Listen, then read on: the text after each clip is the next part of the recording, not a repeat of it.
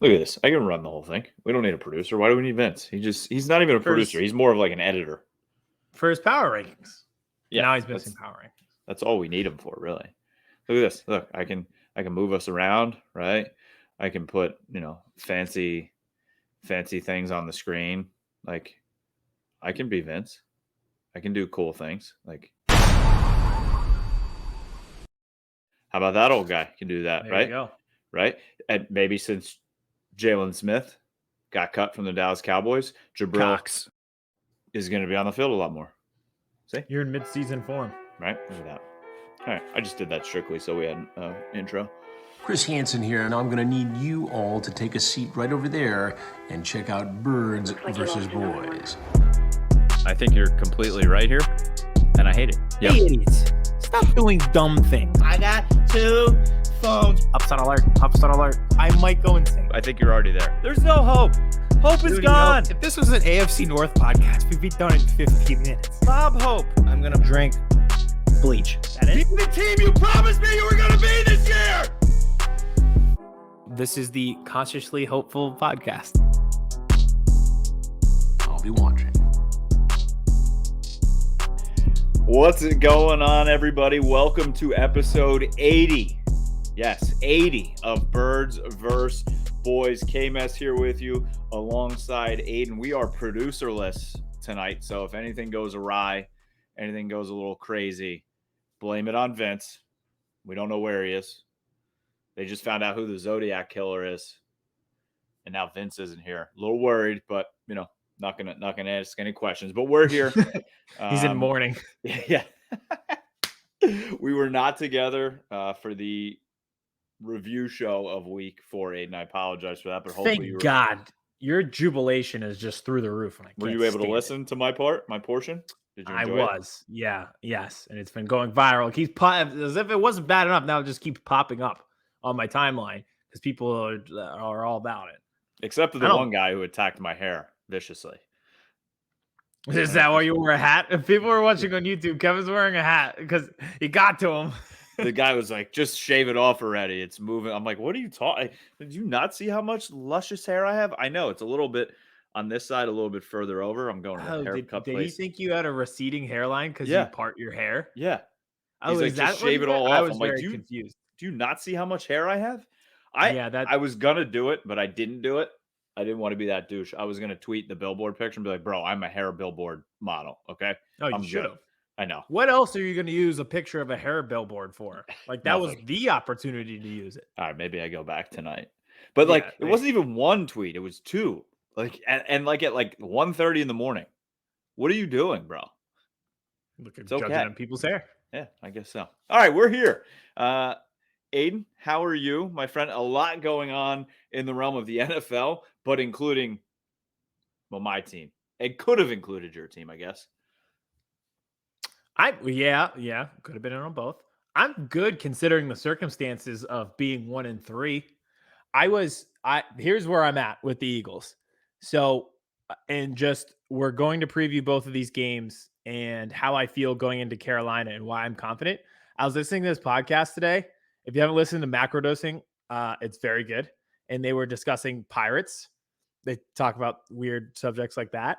Okay. And they were talking about how they would maroon pirates on a desert island. If you had a failed mutiny or you were some subordinate who caused chaos on the ship, and they would have to get rid of you.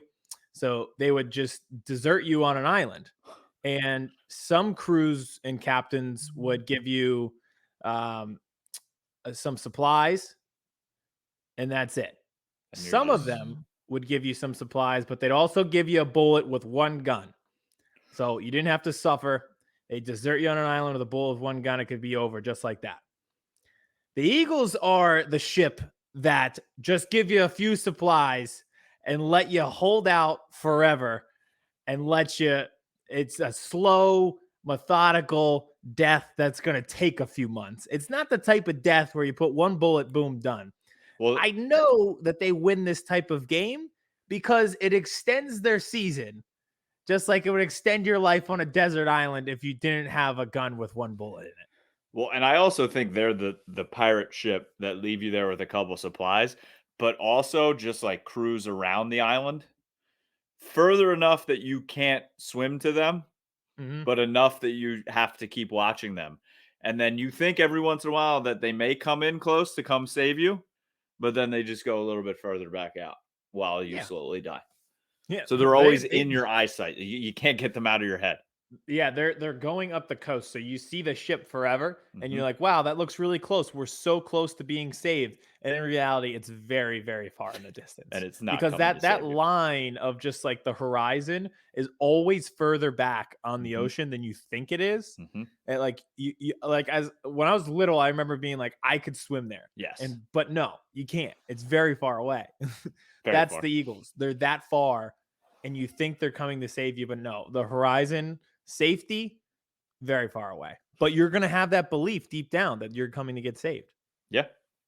Yeah, I thought they were going to save you a little bit on Sunday when I was there. They offense played well. You can't blame. I know we did our preview show. We just haven't been able to talk much. The offense played well. Jalen Hurts played well. Only had the one turnover, right? The fumble at the end of the first half, and that was it. Yeah. How about that too? They were trying to run that in for the touchdown. I ran into the back of the umpire. The ball flipped. I'm like, what is happening right now? That was a cartoon. It was like watching Charlie Brown, the kids run around after he slips and falls, kicking the extra point. But yeah, it did save me in the sense that now I have a firmer belief. Is it firmer, more firm? I don't even know. More firm, I would say, probably. More firm belief in Jalen Hurts and the offense, and just like guys who I thought might be decent actually look decent. So it's not awful. We're here. I'm on the desert island. I have some supplies. I got a bottle of rum. I got a coconut. It's going to take a while till I die, but I'm here. You're like Kevin Costner in Waterworld. You figured out a way to like, clean your urine through something so you can drink it. So yeah, you got your rum. You're mixing it with a little pee. You're just enjoying yourself. That, and also in Pirates of the Caribbean, when they actually do that to Jack Sparrow, where he tries to take the Black Pearl back, so they strand him on an island, and he found that case of rum. That's literally how he survived. I always just Jack Sparrow on the Eagles ship. That was my thing in college. Whenever we drank a lot of like rum back then, anytime like the bottle would empty, I'd be like, "Why is the rum gone?" Yeah. Oh yeah, I forgot about that scene when she burns it. Oh my god, so good. Great scene. All right. Do we have any technical notes before we get into the seriousness of the show? Because we're so serious. Yeah, I can do it very quickly. John Burchard's going to be on with us next weekend. Or not next weekend. Next week. Next week. So killing it. I'm really excited for that. Me too. Because he's been in the Philly media for quite some time on the Philly radio airwaves, and also has a few Philly podcasts, different projects going on too. So that's a good get. Great voice, like for radio and podcasts. I don't know if anyone's ever listened. Ahead of the show, you should listen because it's a great radio voice. When he does that, where is it? I think I have one here actually.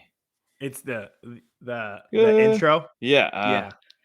No, I thought but yeah, he's like, what did he say? Hello or good morning, Philadelphia, and then he cracks a beer. I think it's good morning, Philadelphia. Yeah, it's very good. It's very good. That podcast back in the day, the Go Birds podcast that they had, it's good. Or Bleeding Green, I forget how it went. One of them. At this point, everyone's gone their separate ways, but it was good.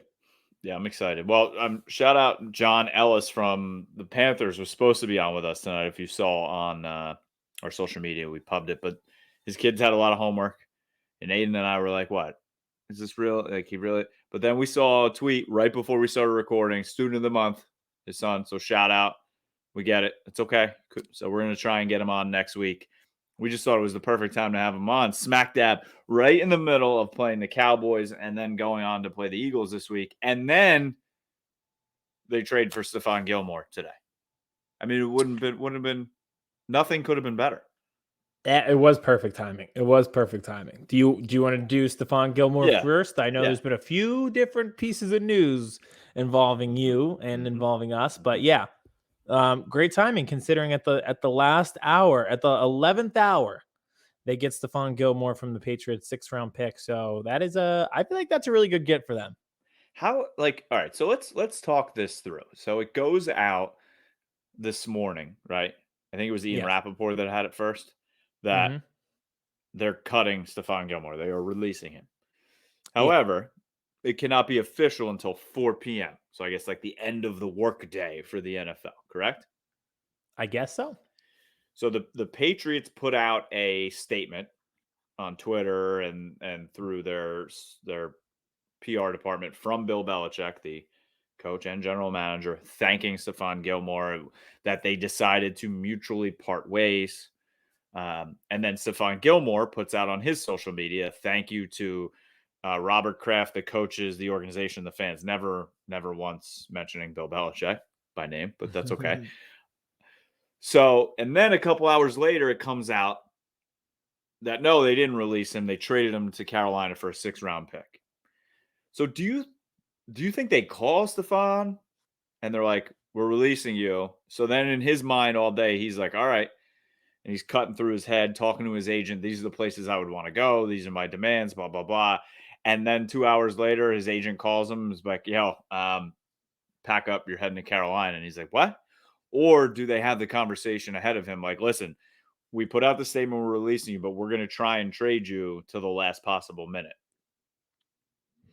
I feel like it kind of sets a precedent where if you're a team and if you get that notice that someone's going to get released, just wait it out and then trade for them because you're going to get them at bargain bin value like they did with him for the 6th-round pick. And I know it's more so because of the money, but I don't know. I feel like it sets precedent where if there's a guy who is going to get released and it's coming, you can just wait until they announce the release. And before it's official, you swoop in at the last minute. So, I don't know how it works. And I know he's from Carolina. I know he went to South Carolina. Yep.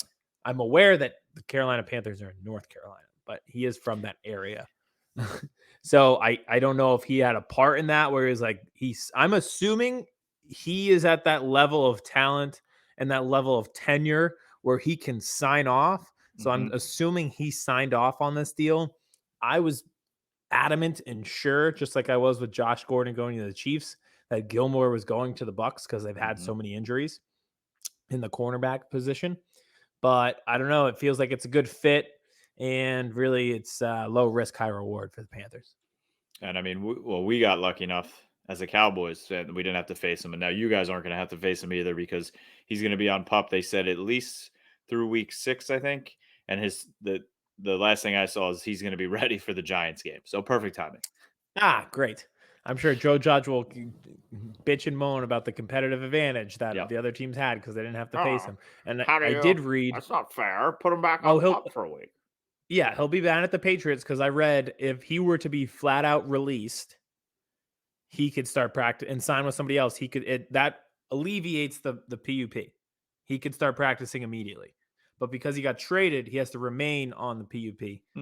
So he has to wait till week 6. So I'm sure Joe Judge will be mad at the Patriots because them trading him at the last minute instead of releasing him caused him to stay on the PUP for 3 more weeks and then face the Giants. So it sounds like something that Joe Judge would be upset about. But that was an interesting tidbit, and that is why we don't have to face him this week.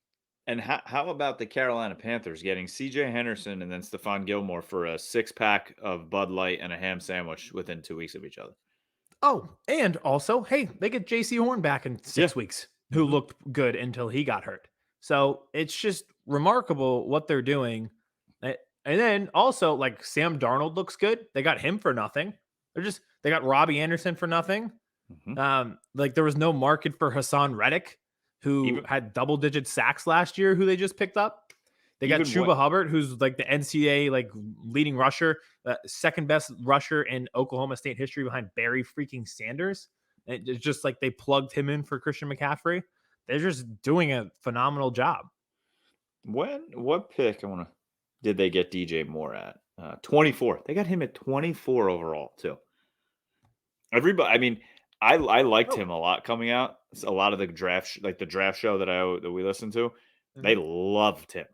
I think it was like the Maryland thing too that scared people off, just because. Although maybe we need to revisit the Maryland thing because him and Stephon Diggs were on Maryland. Although, please, I know this has nothing to do with NFL. Please stop scheduling Maryland for home games on a Friday night. I know. All they do is get 50 dropped on them, and they go home. It's awful. It is dreadful. You have a Friday night lights game this week, right? Temple I believe we do. against Maybe Cincinnati. I should. Cincinnati. Oh yeah, we do. Oh God. Listen, we beat Memphis. We have a winning record. We're 3-2. I'll take it. Listen, it's a letdown game for Cincinnati, coming off a big win, probably the biggest in program history against Notre Dame. Might catch them sleeping. That'd be a very Temple thing for them to win at the most inopportune time and just like screw it up for the rest of the conference when we have our first chance at the college football playoff. That'd be a very Temple thing to do. Do you think that like the commissioner calls and be like, "Yo, couple of your guys have injuries this week"? Yeah, like the warden in Longest Yard at halftime when he tells Adam Sandler, like, "You need to cut this shit out. You need to lose this game." That's what the AAC commissioner will be like. Listen, if you were up 7 on Cincinnati and they're staring at the college football playoff if Iowa or Penn State loses, relax. We will send you the Sun Belt, okay? We will send you to the Sun Belt if you win this game. Yeah, he'll be like, listen, you know how we didn't get those Mountain West schools? Well, you're playing with them anyway if you win this game. Have fun. Yeah. All right, so that's the Stephon Gilmore news. The night before, I mean, I tweeted this out. I think this is so true that football owns everything, right? Even in the offseason, it's football. I mean, the numbers in ratings, it's unbelievable. The Yankees and Red Sox ALCS winner take all game was the biggest like ESPN baseball game since like 98, and it had like 7.8 million people watch it compared to like a normal Monday Night Football game, which gets like what, 28 million. It's insanity. But all eyes were on baseball, right? Tuesday night, Yankees, Red Sox, winner goes on, loser goes home. The evil empire, baseball's back, America's pastime, right? Singles off the wall. Yep. Garrett Cole's on the mound for the Yankees and Beantown. And Alex Rodriguez is there, and he's horrible at his job, but everybody's tuned in, right? Everybody loves it. Roger Goodell picks up his phone, be like, "Hey, Jerry, yep, release him now." Okay, thanks. Bang, Twitter blows up, like second inning. Jaylon Smith released, and Twitter is full of the Cowboys and Jaylon Smith and football, and everyone forgets that the Yankees and Red Sox are playing, and that's baseball, and that's football, and the miles in between these two sports right now. It's an endless news cycle in football, even when they're not playing. We're in that break, but that Tuesday and Wednesday is the only time, and Saturday afternoon while college football is playing. Yeah. The only time that you're really not talking. And even then, stuff like this happens. The NFL dominated the news day again with Gilmore and Jaylon Smith. So Jaylon Smith, by the time of this recording, is now with the Packers, but we don't really need to talk fit with the Packers. Let's talk about the end in Dallas. I'll leave it to you, because I feel like on every episode we've ever done of this show, you have been anticipating this demise. Yeah, and it hurts me. It hurts me because I loved him in college. He was great. And then, he got hurt against Ohio State, and nothing was ever the same. No. And then the Cowboys drafted him. I think it was 34th overall, second round, probably higher, definitely higher than they needed to pick him. Michael Irvin comes out, and you know how Michael Irvin is, and he announces the pick. And then afterwards, he's interviewed, and he's got the card, and he's like, "I'm going to keep this card. I'm holding the card, and I'm going to put it on my Instagram. I'm going to put it on my Twitter. And I'm going to save this card. And then I'm going to go to Canton, Ohio, the night that Jaylon Smith's being inducted to the Hall of Fame. I'm going to have him sign this card, and I'm going to keep it forever." Well, I don't think you might maybe go get him sign it now, okay? Or maybe when the next great Cowboy gets inducted, maybe Jaylon will be there as a guest. You can have him sign it then, because he's definitely not going in. But I loved the story to start. Like I said, I'm a Notre Dame fan. He was a great player in college.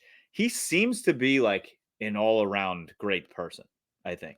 I don't think, there was a thing on the radio I was listening this morning about somebody's aunt or mother was dying of cancer, and she was a diehard Cowboys fan. She literally had every single person at her funeral wear Cowboys gear. That was her last request.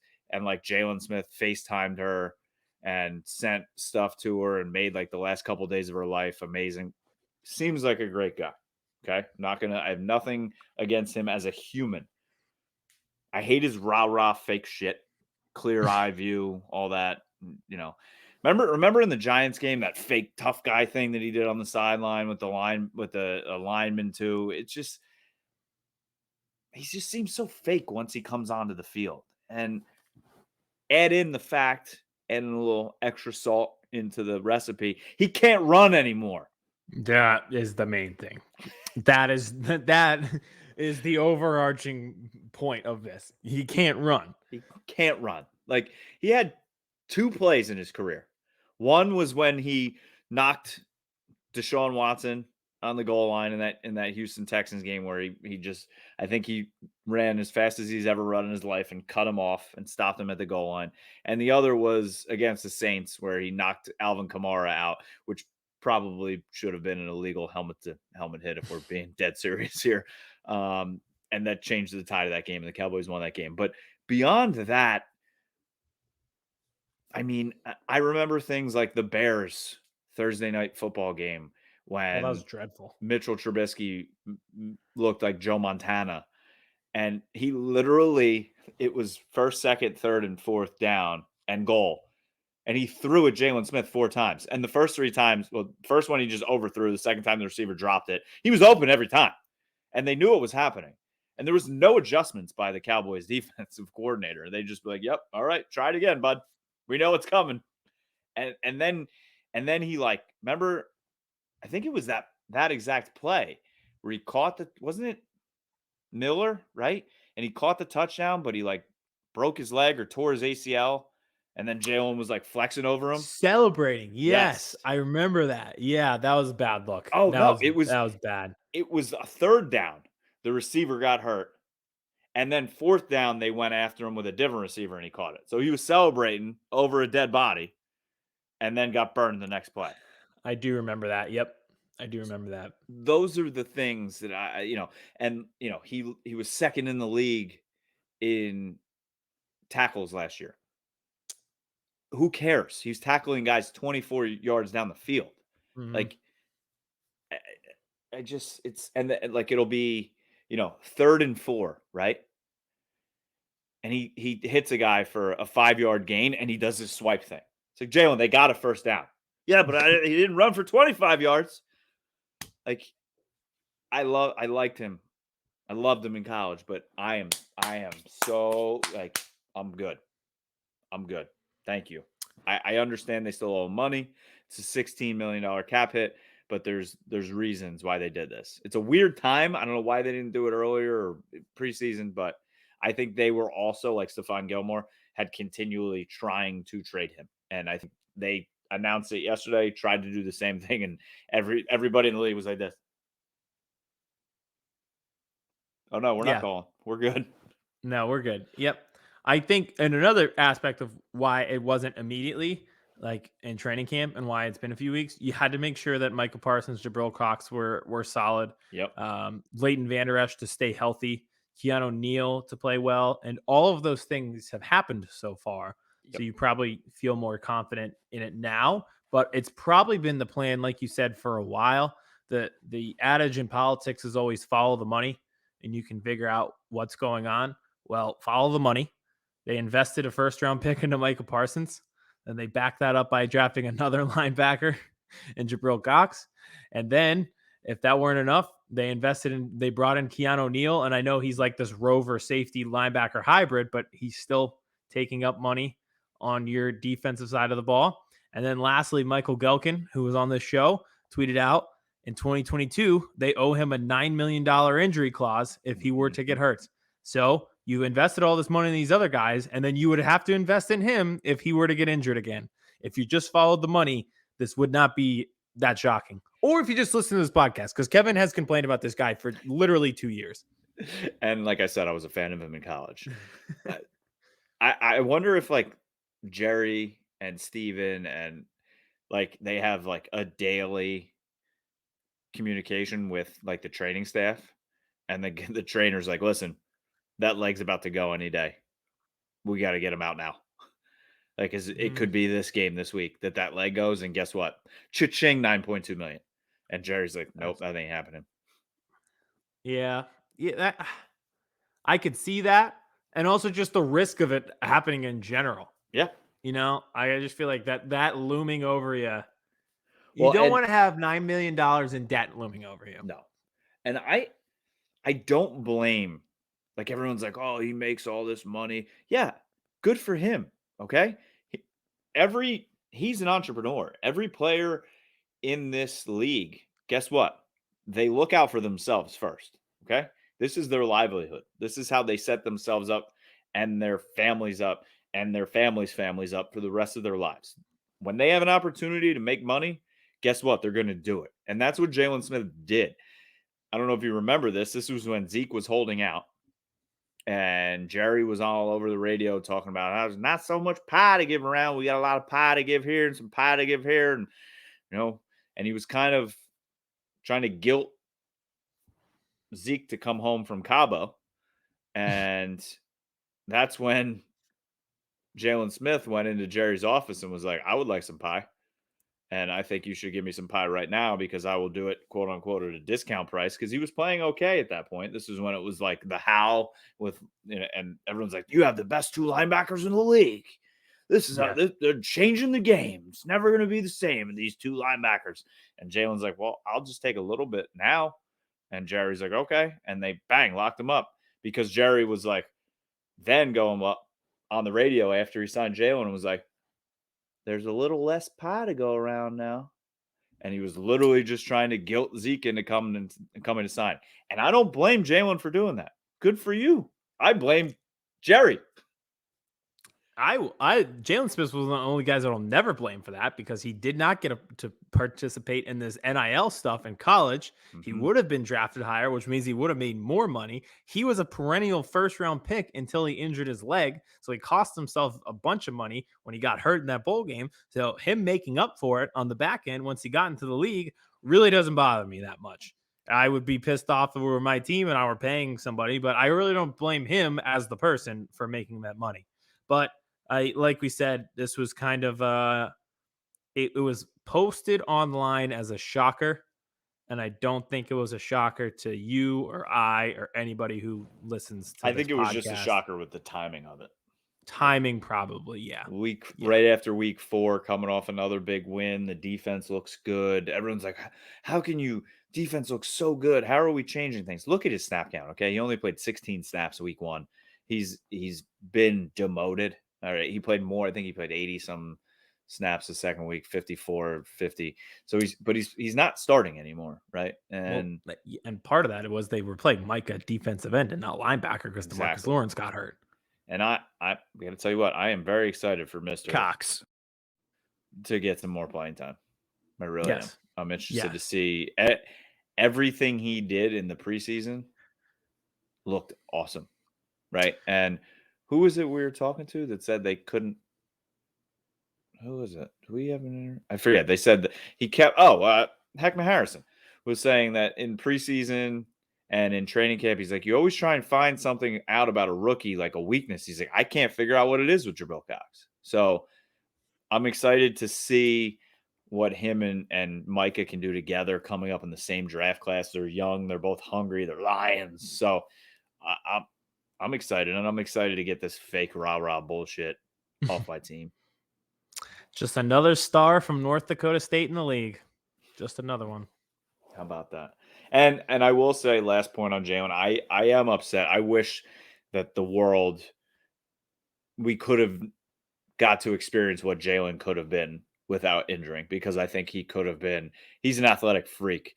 And he was very good at reading defenses or offenses back in the day. He just has never been right and never will be right. And it's a shame. It really is. He revolutionized or shifted the popular opinion on playing in bowl games, where it used to be, if you don't play in this bowl game, you're not a true teammate. You're not a true warrior. Like you're a quitter. Now it's like, don't play in the bowl game. Yep. God. And if you remember Jalen Waddle, like limping around that national championship field, we were yelling, like, what are you like doing? A horse. Yeah. The public opinion at that point was like, get out of the game. Get like you're evacuating a fire. Get off of that field. How about them too? The Dolphins have you seen how they've been using Waddle, like throwing like 1 yard screens to him and behind the line of scrimmage? I did, because I was looking at fantasy wide receivers, and actually I was looking at the stats, and I think I have it saved of just like the rookie wide receivers, and it actually played out just like perfectly well. Yeah, I have it pulled up right here. Josh Tolentino, who we might be having on the show as well. So it like plays out exactly how you would think. Jamar Chase, 17 catches, 297 yards, 4 touchdowns. Jalen Waddle has 25 catches, because they're doing what you said, where it's these little screens and they're just like getting him the ball, but he has 200 yards. So he has the most receptions of all the first round wide receivers, and he has the least amount of yards. Actually, Devontae Smith, 18 catches, 237 yards and a touchdown. And then Kadarius Toney, the Giants just figured out that he was on the team. 10 catches, 92 yards. And then Rashad Bateman has not played yet. So it like, you can see the order. It like falls perfectly in line with how they were drafted is how they're performing, which, I mean, that makes sense. I mean, you could argue Devontae has been slightly better than Jalen Waddle, but just feels like they're in line. Yeah, exactly. They are in line. It's just all about how they're going to be used and what kind of offenses they're in. Yeah. So great transition into this week. Carolina, Eagles, 1 p.m. Probably Fox. Haven't looked, but it's 2 NFC teams. So has to be, yeah. So speaking of offense, loved what I saw from Jalen and Devontae Smith. I'd like to keep that up this week. That is my overarching point. I know that the Carolina defense is good, but I think what we saw is exactly what we expected. They played 3 bad teams. They looked amazing against Davis Mills, and then they had to play a real offense in the Cowboys, and Dak had 4 touchdown passes, and they ran all over them. Yeah. So I say, let's keep this momentum going on offense. You know, like it looks like we're going to get Jordan Mailata back. The knee brace is hilarious because he's the size of Hagrid from Harry Potter. Yes. So a knee brace on him like could fit around my torso. Yeah. So we might have him back. The Lane Johnson thing, I'm starting to get worried. Yeah, nothing's come out, right, of what it is. I've seen speculation, but no one. I haven't even seen speculation, which is the craziest thing. It's 2021. I saw one speculation from someone at Brandon, but that's it. What was this? Oh, never mind. Because I don't know if it's reliable enough to present that speculation here. So, yeah, and it's not good. I mean, he's back, though, right? He was supposed to be back. I think he'll be back tomorrow. There was a report from John Clark that he was coming back today, and Nick Sirianni said in his press conference, no, he's not here. But I believe he might be. I was at the game and I was tailgating, and like we were walking in, and I just saw that like Lane Johnson just isn't here, and I was like, what? Yeah. So like did he just leave the city? He did. I don't know. He flew home, so I don't know what's going on, but I believe. Because that's the thing. They were like, he's flying into Philadelphia today. And Nick Sirianni was like, no, he's not here yet. So he's not in the city at all. Wow. I believe he flew home to Texas is what, maybe that's just me assuming he flew home, but he is not in the city at all. He hasn't been here since Sunday. And Nick Sirianni found out 3 hours before the game that he would not be here. So I don't know what happened. But I'm assuming if you're gone for 4 days and you're not even here, probably not good. And no one knows? No. Yeah, that's a scary situation. One that obviously I'm not going to speculate on, make fun of or anything. So I hope he's okay. I hope his family's okay. And I just hope everything's okay. Yeah, which is crazy in this day and age to not know anything. Right? Something always comes out. And we're at the point, like, he'll be back. Like, he'll probably be the first person to tell us if it's anything. Yeah. They've done a great job keeping it under wraps. Or maybe it's one of those things where as a reporter, you don't even maybe and it's just not your right or not your place to say it. Yep. But even today, like they thought that he was coming back. The reporters reported that and they were wrong. So I don't know if they do have any information. I feel a lot more confident with him on the line, but we'll see on that. Hopefully we get Mulata back. But like I said, go ahead. This Carolina defense, I mean, I saw that they punch you in the mouth up front. They're big, they're strong, they're physical. It's a Matt Rule defense. I was about to say that is the Matt Rule way. Like, they are going to be physical with you from play one. You got to be ready.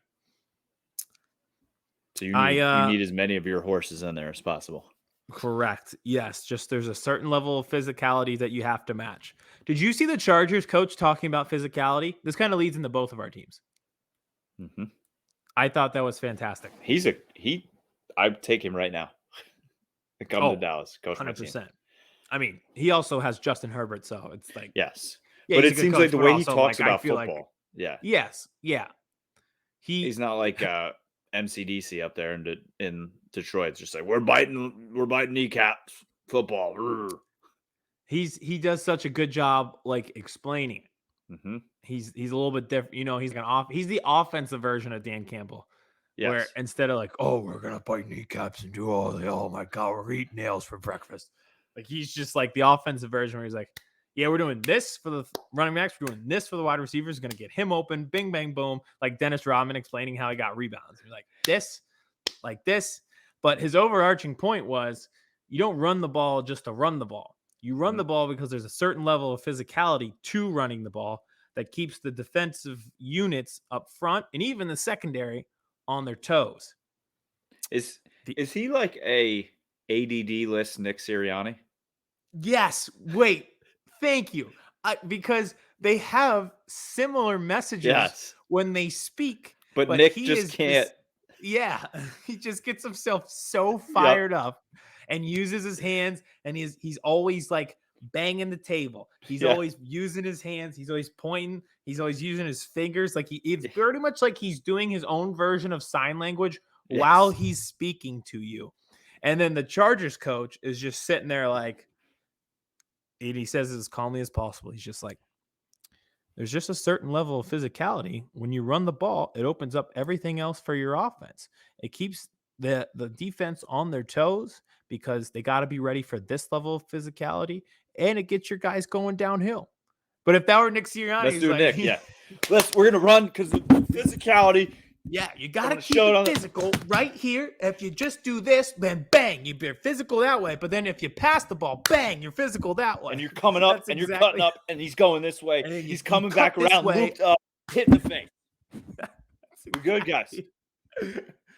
Did you get that? Kind of. Do it again.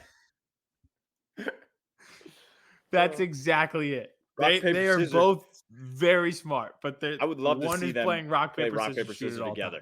Yeah. I would actually like to hear them each explain rock, paper, scissors. Like the game and the mental attitude, just the way, because like Nick would be like, well, when you put in the rock, scissors, and he'd be like, well, when you choose scissor, if you have to choose rock after because they have the opportunity to put paper. And Nick would just be yeah, he'd be like, ready? I'll show you. I'll just show you. Yeah. Ready? Yeah, 1, 2, 3, just rock, paper, scissors, shoot. That's who he is. He's an ADD list. That's who he is. Yeah, that is the perfect comparison. So my overarching point with that was to be that we can run the ball. We should run the ball. It doesn't need to be this 50-50 thing. Like, I think people want this run the ball agenda that the fans have. It's not 1970. It can be 75-25. Yep. At the most, it should be 60-40. And even then, that's insane. 70-30 is fine past the run, especially with a mobile quarterback and Jalen Hurts who can make plays with his legs. And you've seen having success in getting the ball out of his hands quickly, running what we've deemed as, or at least I've deemed it. It looks like the Oklahoma offense that Lincoln Riley runs. So I think as each week goes along, they start to put it more together. Minus that Cowboys game, they start to they're moving the ball in every game. I think they're starting to figure it out. And they're protecting the ball, besides that Cowboys game. That Cowboys game, that was just a disaster. I think that's just like an outlier that you just have to let that die. Ran into a buzzsaw. Yeah. So I think they'll be fine on offense. I'm actually, I have excitement watching them on offense. It's like tale of two coins. I remember the Sixers in Joel Embiid's rookie year I would watch the parts that he were in the game, and when Jaleel Okafor came in, I would not watch because it was dreadful. Mm-hmm. That's what it's like, offense to defense for the Eagles right now. You're excited to watch the Eagles offense. You're locked in at all times. You just dread the defense being on the field. So I think the key here is stopping Chuba Hubbard. I think they also need to somehow attach all the offensive linemen together with like a cord, so not one of them can run downfield unnecessarily. Yes, we need a shock collar or an electric fence. Yeah. An electric fence like they have with the dogs, and you can't run past a certain point. Yep. We'll just put that on them, and they'll be fine. Andre Dillard hasn't played that badly. He just keeps running down the field. And me and Vince talked about it. I can't figure out if they're just dumb or if they just don't have the timing down on these quick hitter plays where they're trying to get the ball out fast. So they know they have to block downfield, and they're just taking off thinking the ball is out when it's not. It was funny being at the game with my wife and her sister and like explaining things like the down the field rule, because my sister-in-law was like, well, why can't he just go down there? I'm like, because it's a rule. He can't, because he's not ineligible. She's like, well, and then it happened again. She's like, well, why doesn't he know that he can't do that? I'm like, well, that's the best question. Great question from her. We don't know. And then like when Devontae went out of bounds, he's like, well, what? He didn't mean to go out of bounds. Who cares? He caught it. He caught the ball. I'm like, yeah, well, there's rules to the game. I agree. I think him and Reger just let him run out of bounds, gets touchdowns. We'd be a lot better off. It's like girls lacrosse. It used to be natural boundaries. Like in college, they didn't have lines on the field. They could just run wherever they wanted. Love it. Introduce that in the NFL game. It would make games more interesting. Can you imagine guys popping out of the tunnel? You just hide your 11th guy in the tunnel, have him pop out right at the last second and catch a bomb. Run behind the team and then cut back over. That would be insane for really, really fast guys if they just ran real wide and then up and around. Yeah. I hope you're listening, XFL. Yeah. We don't need these in stadiums. Let's play them out in the field. That's going to happen one day. There's going to be like floating stands that everybody sits in above. Awesome. Yeah, I feel like that's the next stage for stadiums. I'm sure. I don't even know who will do it since LA just built the stadium. Probably the Bears, because the Bears are the next to like get a new stadium. They'll probably have some high tech. They can't. That stadium sucks. No, not the Bears. What? The Soldier Field? Yeah. Yeah, it doesn't. I've been there. It's cool. It's mysterious. But I'm talking about. Well, they're getting rid of it though. Yeah, in like 2033. We got plenty of time before that happens. Yeah. No, SoFi. I mean, weather delay in a dome. Like how? So they have a canopy over it? Apparently, and it's like open on the top, like around the top. There's like no windows, so that's why. It's like Pat McAfee said. Can you imagine buying a $5 billion car and the windows can't go up? It's so true. Like, just like you couldn't have something that they come up and down. You would think. I will say, SoFi Stadium, stay tuned. The first edition of Power Rankings are coming up for the TikTok tonight. Just going to give you a hint with SoFi Stadium. We'll see where we go from there. So yeah, Eagles stadiums. More Power Ranking Stadium. That one would be, minus the weather delay, that probably would still be my number one. Mm-hmm. So I'm good on the Eagles. I'm confident this week. I'm a pirate on a deserted island without a gun to take the short way out. They will string me along. I know that they will. So pretty confident in a win this week. We'll see what happens. If they don't, it's getting late early. So I think that's the best way to leave it. So I should be pretty confident, right? It's the Giants. They stink. Joe Judge, Jason Garrett. Oh, yeah. They found it. I hate it because I hate Joe Judge. And then I know this means that the Cowboys are going to be 4-1. Oh, damn. Yeah, I said last week was kind of a bit of a trap game for the Cowboys. Panthers sitting right in between the Eagles and the Giants, and they obviously took care of business. They were down a half, 14-13, and then had one of the most impressive third quarters any team has ever had in the NFL. And they put it away, even though they tried to squander it at the end and blow a 22-point lead, but they decided, despite Mike McCarthy, they would win the game. But this week, I do feel confident. And speaking of last week, do you know who the 2 highest rated players overall were last week? PFF 1 and 2. Like is it offense, defense in general? We'll do these were offense. So offensive. I feel players. like Zeke was probably just for this week or this season. Week. This past probably Zeke. I feel like Zach Martin is just grades out perfectly every single week. Zach Martin was 2. Okay. Tyreek Hill was 3. Jason Kelce was 1. Wow. I believe it. Yeah. So our lineman right up there, and then a receiver that you played against. Also, yeah, like how was Tyreek Hill not 1? Like because I think they took off some points because he was going against a linebacker. Yeah, probably. Oh my God. Just why? It's Nate Gary all over again. Oh God. Hey, could have been Jaylon Smith next week before you doing the same thing. I couldn't believe how adamant people were that they wanted him. I wanted him to go to Philly just so you guys could feel my pain. You would have been, oh God, you would have hated him so much. Yeah, he would have been bad. Like at this point, they're at rock bottom and anything is a step up except for that. Yep. Oh, and Green Bay, anything that you pay him this year comes off of what Dallas still owes him. So whatever you're willing to give him. Just take it off my tab. That's what Jerry's saying.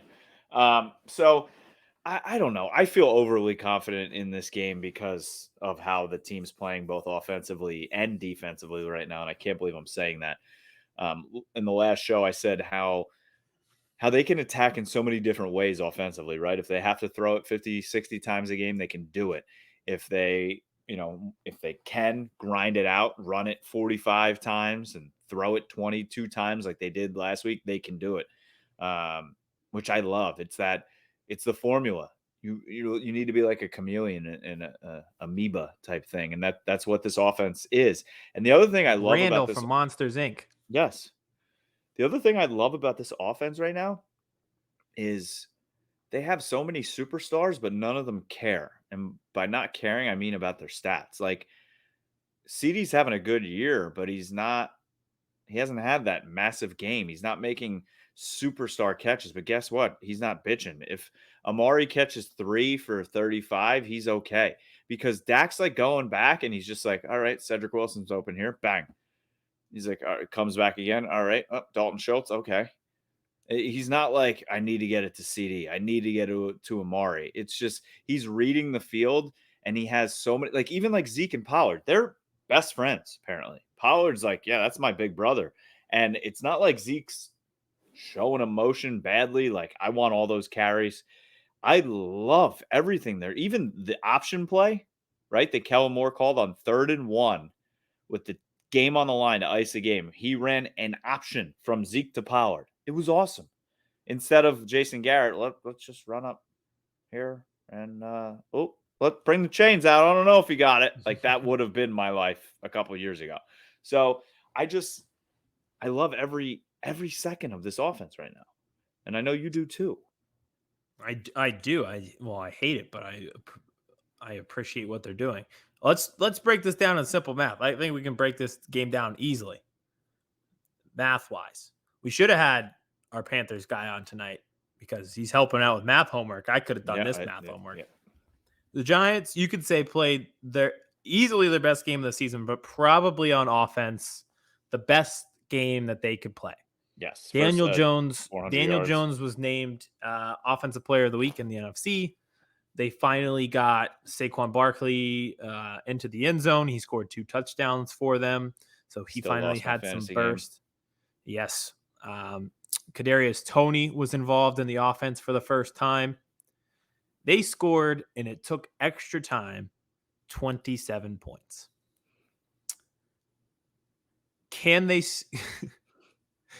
Could the New York Giants keep up with the Dallas Cowboys if when they play their most perfect game, they only score 27 points and need extra time to do it? Does this seem mathematically like these teams are on the same pace? No. Are they on the same track? No, and that's what scares me. It doesn't seem like this goes anyway, but like the Cowboys running away with this. Especially because the Giants aren't playing solid defense right now, like they have in the past, right? They lost their inside linebacker, Martinez. He's done for the year. There's a couple guys that scare me, like Logan Ryan. I feel like he's a good corner, but Adoree Jackson doesn't really scare me that much anymore. He's going to have a pick now this weekend. Jabril Peppers is the greatest coin tosser of all time. Ever. So yeah, no, I think you're right. They shouldn't be able to keep up with the Cowboys. The Cowboys should put 40 on this Giants team. Yeah. But that's what makes me a little nervous. I am happy that the Giants won that game last week. You might be like, well, why do you want a team? Because I didn't want them coming in 0-4, being winless to Dallas. I'm glad they had that high upper moment, smell yourself a little bit, and then run into the buzzsaw. That was a desperation game. That was a must win. I can't lose. It's getting late early game for them last week. You're right. It was good that they won that one because them stringing together twice would be tough, but they needed at least one. Yep. So Cowboys get Keanu O'Neal back. They get Bradley and I back. And offensively, I mean, they're rolling. I mean, the MVP for me right now, well, I shouldn't say MVP, but like unsung hero is Terrance Steele. Everybody was killing this guy. That he played badly last year, but again, he was an undrafted rookie, free agent that was just thrown into the fire last year. And they have said that he's literally the hardest worker on the team, and he's the most improved player on the team, and he's out there. I'm not saying he's an all-pro, but it's come to the point where people are starting to have the conversation. Do you leave Terrance Steele at right tackle and move Collins back in at guard to take over for Connor Williams? Those are the real conversations people are having for when Collins comes back. I don't think that happens. I think Collins gets his starting position back at right tackle, but I mean, he did it against Joey Bosa, and he's been holding strong. So I love what I'm seeing from him and Connor McGovern. I don't know if you've noticed this. He's the best fullback in the league. He's awesome. Yeah. They keep using him at fullback. I love it. So whatever works. They should win this game. They should win this game handily, and that's what scares me. Well, they're playing the worst coach in the league, so. And the thing that scares me too is they let's say they win this game, then they would be 5-1. No, 4-1. 4-1. 4-1. Then they go to Foxborough against a team that I also don't know if they can keep up with Dallas offensively with Mac Jones. They should win that game. And then they take on the Vikings, who they should win. I mean, there's a chance they're 6-1, 7-1. And that, if that happens, they're going to run away and hide. But every team has a fumble. I could definitely see them losing to the Vikings because Kirk Cousins always lights them up and Dalvin Cook always runs for 350 yards against them. But let's worry about the Giants this week, one game at a time. Keep chopping, all those football guy terms. Fight on. Shout out Urban Meyer. Don't get behind the chains. How about that, man? All he had to do was go in to the team and be like, listen, guys, I'm still a guy. I'm sorry. Fucked up. Yeah, I would have apologized. Yeah. That was a perfect moment. Remember the movie Major League when they just like took the pieces off the dummy and like inspired the team? They needed a little guy humor. He shouldn't have apologized to the team. He should have like, listen. Yeah, I went to the bar. My bad. He should have just done that, and I think it would have been the first time where the players actually connected with him. Because there's been like, a serious disconnect from the start. My thumb still smells, boys. They would have lost it. Yeah. What a ridiculous just sequence of events. I didn't even realize at the time he skipped the team plane home. That's the worst part. That's bad. If you're the coach, you can't skip the team plane. And then he was just like, yeah, we're not even having meetings tomorrow on Friday. Like, he just sent them home for the whole weekend. Yep. Which, that'd be fine. Like, I get it. Like, all right. Like, you give the boys a few days off when you play on a Thursday. Let them rest up. But that's not why he gave them off. Did you see? Hold on. Let's see if I can do this real quick, and then we'll move on from. I could not stop laughing at this. Ryan Day, the coach of Ohio State. Did you see? Yes. You saw what he wore to the press I conference? did. He Dude. wore the same polo. Like, just perfect. I Absolutely know. perfect. Do they hate each other? I thought Urban Meyer gave Ryan Day his job. I think so. Maybe that. I think it was just him being like, I know. It's okay. Yeah. He shouldn't have apologized. He was in his own bar. He should have apologized to the public. He shouldn't have apologized to the team. The only thing he should apologize to the team is like, night. guys, I should have come home on the plane. That was that was fucking stupid. Yeah, that's true. But I don't know how he gets back in front of that team after they left him out of a room. I don't know. Yeah, it's over. It's over. It never really started. I think he's a good college coach. I don't know why he even wanted to coach the Jaguars. It seems so stupid. Dumb on his side. You own your players in college. And listen, LSU and USC are opening up. You could have just had a cushy analyst job for one more season and then had your choice of like probably LSU, but yeah, both of those schools. Or just danced with co-eds at the bar that you own for a year and just hung out. You had to show up on that big noon Saturday 12 times. You had to work 12 days a year, get paid for it, and then coach the team of your choice, whether it was USC, probably LSU, or there's probably a few others that are going to come open too. So don't know why he did that. Be an analyst and then just live your life. Exactly. Stupid. Yep. Oh, well. Anything else from the Cowboys game? No, just win the goddamn game. Yep. I think that they will. We've got our picks here now. Yep. For Odds Crowd, I have a feeling that the Jaguars are not coming up as a team that we will be betting on. All right. So I've got my two. Okay. Would you like to go first? You want me to go first? I could give you my first one. Go for it. So picks presented by Odds Crowd. So my first game is bright and early on Sunday, 9:30. Oh, God. Don't do it to yourself. Do not invest in this game. Do not do it. Kevin, the Jets and look the at Falcons. Don't do it. Don't stop. Please stop. No. I'm being These a good games friend. from London are always shit shows.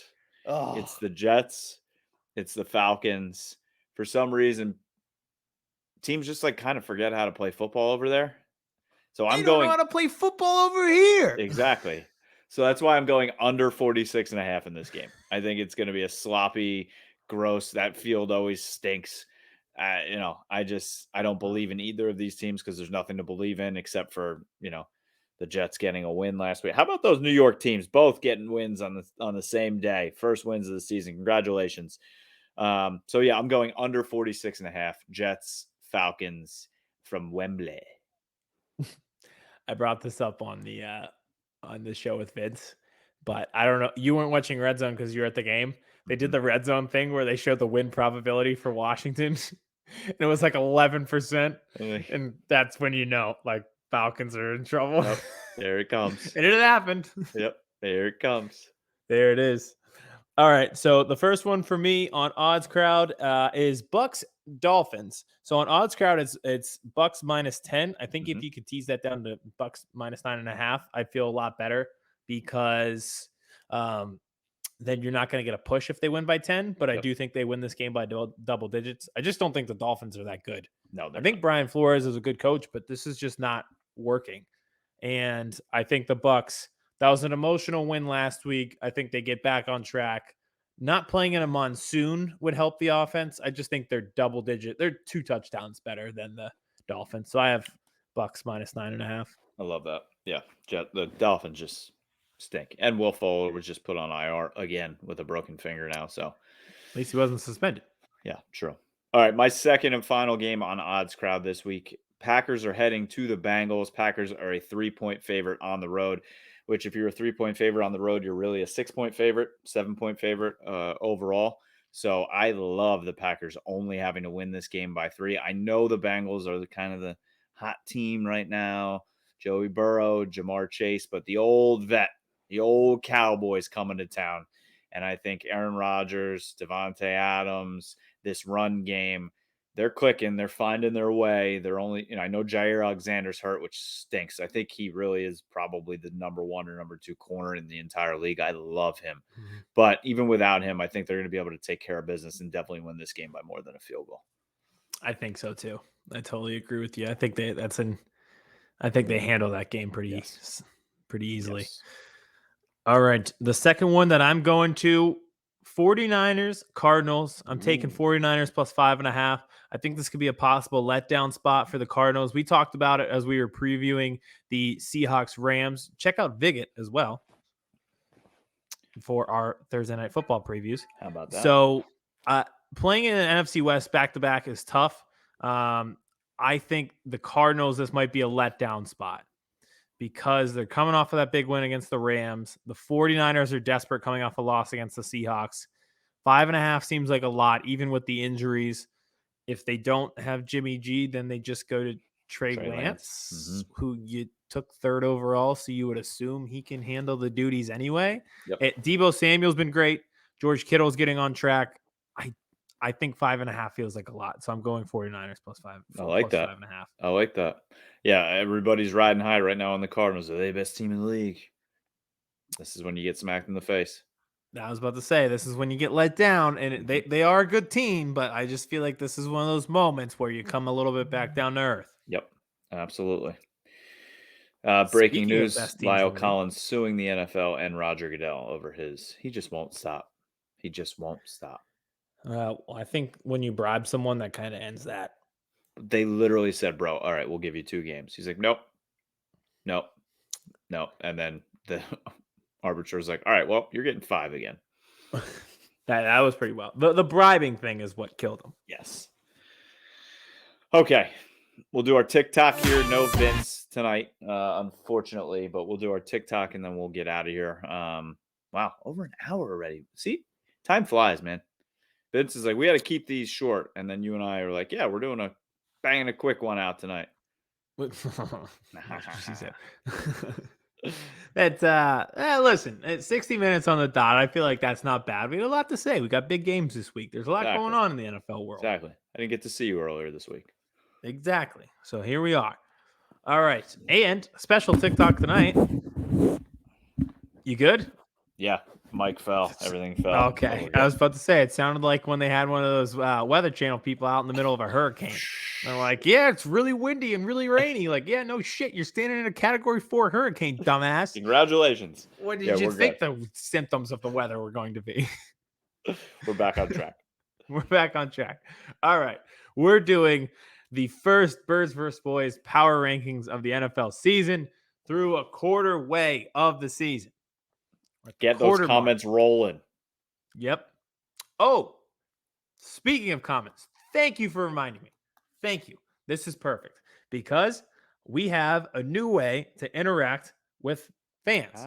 And this has been a thing that we have wanted to try. Mm-hmm. And we met with the owner of a new app last week. Kevin's got it pulled up on his screen if you are on YouTube. So use the Air app. I know a lot of people comment on the TikTok videos, and I know power rankings are always argumentative, but download Air. So it's AIRR, 2 R's. And it's just an app where you can kind of voice exchange comments and stuff like that. You can do similar reactions to you as you would in the TikTok comments. So we'll actually talk a little bit about it more on TikTok coming up, but I wanted to at least announce that and tell you guys to download it because we'll be using that as well going forward. Yeah, it's a lot of fun. You can have conversations with us. Aidan and I are going to be doing like live quick reactions while watching football on Sundays. It's just a fun way to interact with us, with you, with everybody. So it's a lot of fun. Check it out. Birds vs. Boys. Check out our airspace. And takes it the next step. So you're using voice, not just commenting. Exactly. All right. You ready for the power rankings? Let's do it. All right. At 5, I've got the defending champion Tampa Bay Buccaneers. It's kind of hard to put them ahead of the Rams, considering that's who they lost to, but got back on track in Foxborough. I still think they're a really good team, really good on offense, even with the struggles at cornerback. At 5, I have the defending Super Bowl champion Buccaneers. It's kind of hard to put them above the Rams because they lost the Rams last week, but I think they're getting back on track. Had a big win in Foxborough last week. So at 5, I have the Buccaneers. Great answer. All right. At Same 4, brain. I have the aforementioned Los Angeles Rams, who beat the defending champion Tampa Bay Buccaneers. So it's hard to put the Buccaneers ahead of the Rams. And it's hard to put the Rams ahead of the Arizona Cardinals, who they lost to last week. So at 4, I have the Rams. Good quarterback play on offense. But hey, they've got good quarterback play. So at 4, I have the Los Angeles Rams. At 4, I have the just kidding. I have the Green Bay Packers sitting here at 4. I have the Packers sitting here at 4. Like I said, they still have old reliable. They have Aaron Rodgers. I feel like they're getting back on track. That defense needs to get healthier. But I love their running game. I love Aaron Jones. I love Quadzilla. I feel like they're going to be there all season long. They're going to win that division. They're going to be in the playoffs. And they're going to be probably one of the final 4 teams when all is said and done. We'll see if they get past that Final Four this time, which seems to be an obstacle. All right. At 3, I have the Arizona Cardinals. They are undefeated, and they've been looking fantastic on offense, led by Kyler Murray, who could be MVP. I'm not totally bought in, even though I love Kyler and I love DeAndre Hopkins. I'm not totally there. So there's 2 teams ahead of them, but they have been impressive so far. 3 for me, I have the Rams. I want to put them higher, but I can't put them higher because it's hard to put them above a team that lost. Ooh, might know where my number 2 is.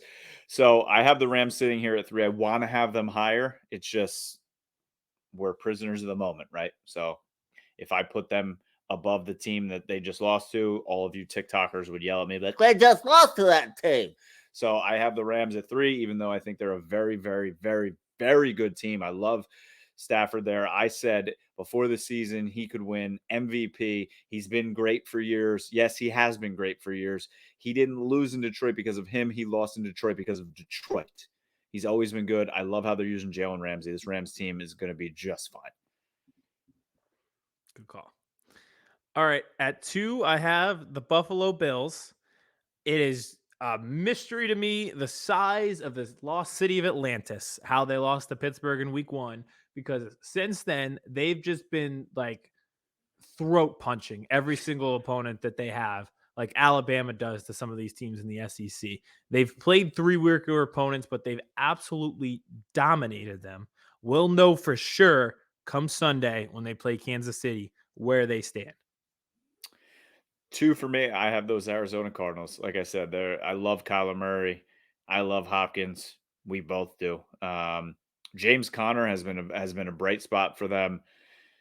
The way they're playing defense, that addition of JJ Watt, whether it's what he does on the field or in the locker room, has been a spark plug for that team. I'm not totally still bought in like you. Like I said, I would like to have the Rams above them, but I just can't because they beat them head to head. So we'll see what happens now that they have 2 NFC West teams back to back. See how they respond to that. All right. At 1, this might be a little bit controversial, but I have the Los Angeles Chargers. They beat the Kansas City Chiefs, went into Arrowhead, beat them. That's a huge win. Letdown game the next week? Nope. They completely dominated an undefeated Las Vegas Raiders team. Week 1, they went across the coast to the East Coast, easily handled Washington. Even in their loss, it was by 1 possession to the team that would be my honorable mention at 6 in the Dallas Cowboys. So I really like what the Chargers are building. I think Justin Herbert is probably up there for MVP with Kyler. I think that offense has a lot of weapons with the development of Mike Williams. I think that defense freaking flies around like they were on Monday Night Football. This is controversial, but at 1, I've got the Chargers. So that means my team is better than the number 1 team in the league, huh? Because we beat them head to head. That's how that works. The transitive property. And I honorable mention for me as well. 6 would be the Cowboys as well, and I have them slightly above the Chiefs. And you might be like, well, if on a neutral field right now, if the Cowboys and Chiefs play, I'm not saying the Cowboys are going to win. It's just I think it's a track meet, and I think right now the Cowboys defense has a better shot of stopping the Chiefs 1 or 2 times than that Chiefs defense does against stopping the Cowboys offense right now. But at 1 for me, I have the Buffalo Bills. Like you said, they're just throat punching teams. They lost that home opener week 1, and it's like they're never going to forget that. It's like they have this taste in their mouth and they're just leaving it there. It's like they put a lipper in and they've just left it in there, and it's just making them angry and pissed off, and they're just disgusting in their mouth. And they want to spit it out, but they're like, no, we're not going to spit it out. And just because I want to know what this tastes like all season long, because it's disgusting and I never want to taste it ever again. They are a machine right now. And I love it. Nobody circles the wagons like the Buffalo Bills. Love it. I do. They pitched 2 shutouts. They looked unreal. Awesome. So can't wait to argue with people in the comments on that one. Mhm. Early season, short body of work. So this is the point where you can be the most argumentative, because you can make a lot of cases for a lot of teams when you've only seen less than a month full of NFL games. So should we do like power rankings again at halftime of these games this weekend? Because technically that will be the quarter pole. Yes, absolutely. Yeah, we need to do a halftime power rankings. Yes, or do them at like we're gonna do it at like 5 o'clock. Yes. Yep. So right in between the halfway point of the day being over. Oh, it's so funny. It's so annoying. 17 games, but I'm gonna love it at the end of the year. Mm-hmm. Oh, that was fun. Good to be back with you. It's always a pleasure. It's always fun. We will be back Monday morning with our reaction show that we will record Sunday. I'm not going to a game. I'll be home, so I'll be able to record on time. I don't think I'm going to a game. So go Cowboys. Follow us on Birds vs. Boys. Our Twitter's been blowing up. Gotta say it. So jump on the train. We're so close to 1,000. Get us there. We're like so close. 15 It's away. literally last time I checked, it's 17. Come on, 17 people. That's just nothing. Get us there. Where are we at right now? As we're recording right now, Birds vs. Boys podcast has 984. 16. 16 We already people. got one. Yes. Follow us. Do it now. Please. Do it now. All right. I'm signing off from the deserted island. Defensive player of the week, Trayvon Diggs. Chris Hansen here, and I'm going to need you all to take a seat right over there and check out Birds vs. Boys. I think you're completely right here, and I hate it. Yep. Hey, idiots. Stop doing dumb things. I got 2 phones. Upset alert. I might go insane. I think you're already there. There's no hope. Hope is gone. If this was an AFC North podcast, we'd be done in 15 minutes. Bob Hope. I'm going to drink bleach. That Be the team you promised me you were going to be this year! This is the Consciously Hopeful podcast. I'll be watching.